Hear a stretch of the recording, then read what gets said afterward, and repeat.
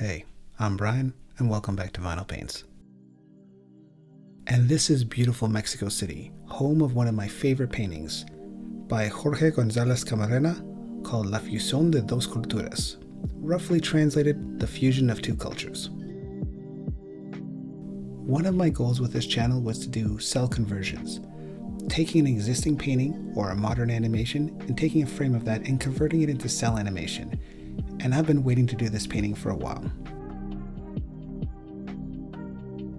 If you've been following my adventures for a while, you know that I've been trying to get colored outlines for a while. I've tried different techniques and I've used paint pens, I've used inks. I do find that this so far is the best technique that I've come across, and that is using the actual vinyl paint, using a little bit of distilled water, watering it down just a little bit, not too much. I usually do about 4:1 ratio. And then using that as like an ink substitute and using the dip pen on the other side of the cell, just like you would with your normal inking process.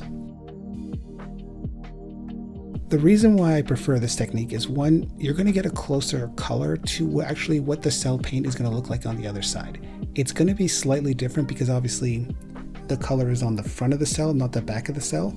So it's never going to match up perfectly because you're not looking at it through that layer of plastic. But you're going to get something a lot closer, a lot more real. It also allows you to mix colors more freely. I'm not a big fan of mixing vinyl paint. We already been through this a bunch of times, and sometimes you just have to because there's just a lack of color choices. I find that especially for this piece here, I wanted it to be a little bit different than my other pieces with the traditional black outline. I kind of almost, if I did it again, would go back and even not use any black ink to define the characters at all. I would have used color from the beginning, but this is still like an ongoing process of trying to find what the best technique is. One of the reasons why I also waited so long to do this piece was because it took a while for me to really feel confident enough with a dip pen to even attempt to do something. There's a lot of feather work in this and a lot of lines that I just didn't know how to approach yet. As I became more confident with the dip pen, I actually felt like this was something I could undertake.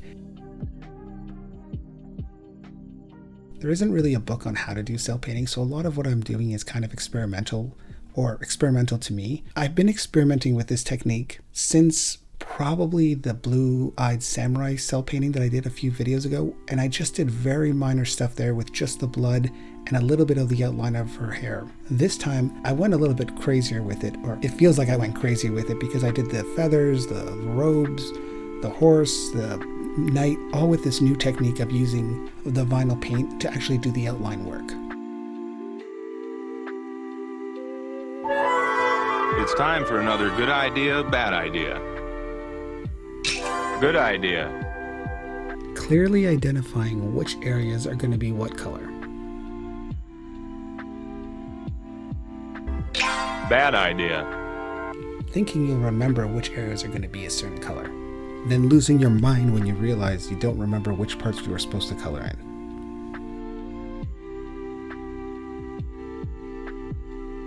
Most of my paintings, the inking process is usually fairly quick and the painting process is long. This time it was almost an equal match. It almost took me the same amount of time to ink it as it did to actually paint it.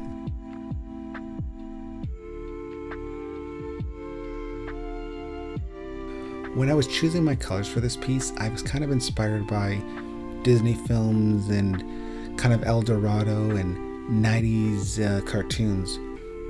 But as I progressed in this piece, I couldn't help but get images of the Spawn animated series from HBO.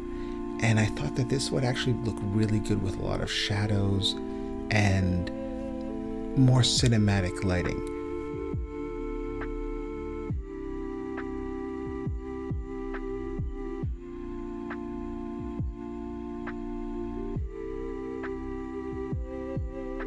I don't really have a lot to say about the painting process because it was actually fairly straightforward. I had the regular hurdles that I always do of like not having enough colors.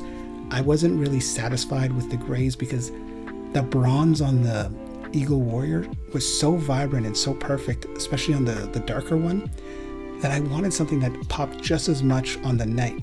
I really couldn't quite get that, but after looking at some references through Robin Hood, the Black Cauldron, I started to see that, you know what, In traditional Disney films, like that gray was pretty common with how the knights looked like or how they painted their knights, and I kind of became more accepting of it.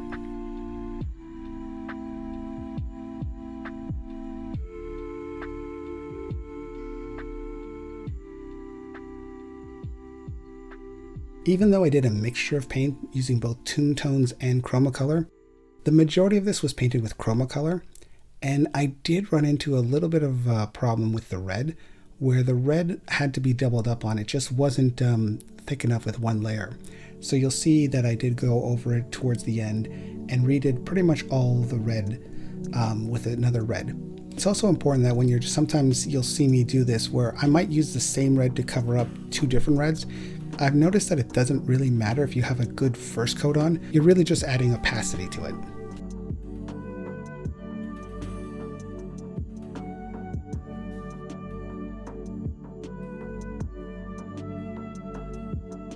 This bronze color was kind of a happy accident. I think the ochre color was kind of separating a little bit, so when I mixed it with the warm yellow, it kind of gave it like this grainy kind of texture to it. It doesn't feel grainy, it just appears that way, but it actually kind of makes it look very metallic, and I was completely thrilled by it, although I didn't plan it and it was just a happy accident.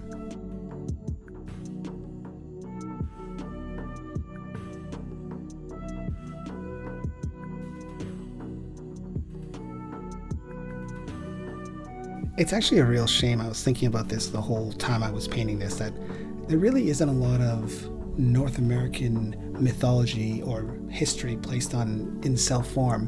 And I think that was one of the main reasons why I wanted to do this painting.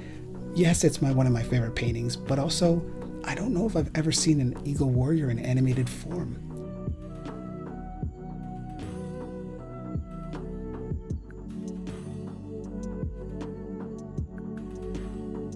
One of the things I don't talk too much about is the balancing act between color and complexity. When I'm choosing my colors for whatever painting I'm working on, I'm always very mindful of trying to kind of limit myself to something that's more realistic to actual animated cartoon from the 90s and early 2000s. I have been tempted quite often to add more color, more shading, more shadows, but I always try to be, I guess, what I call honest with the piece, and trying to find that balance where it's like not adding too much so that it feels like it's more of a painting and less of an animation cell. And even though I do take my liberties, I'm always kind of consciously aware of that.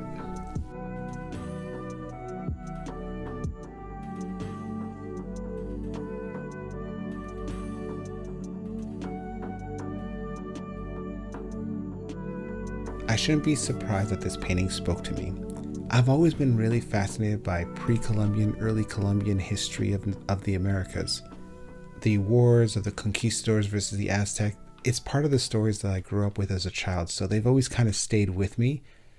And I've always found a bit of a fascination with that culture. And it's kind of a shame that it's not better represented in animated form. We have such a large amount of anime influence where we get to visit and explore all areas of the Japanese world. And obviously, a lot of the European fairy tales and so forth have made their way through Disney. But I feel like this area has been barely touched. We have a few films for sure. Pocahontas, El Dorado. I feel like it's such a rich environment which we haven't even really explored yet.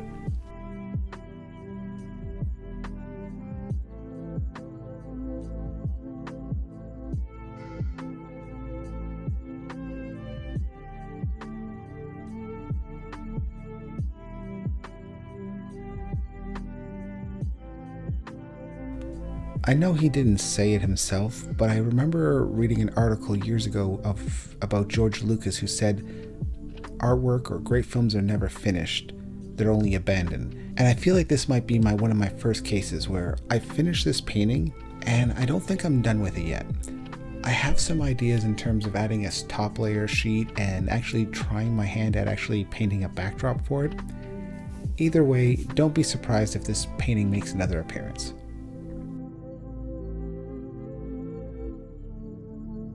I know it's been a while in between these two videos, but now that my schedule is getting back to a more regular schedule, I think I'll be able to post more often. It's probably the longest I've gone without posting a new video, but now that things are getting back to normal, you can expect more videos coming out soon.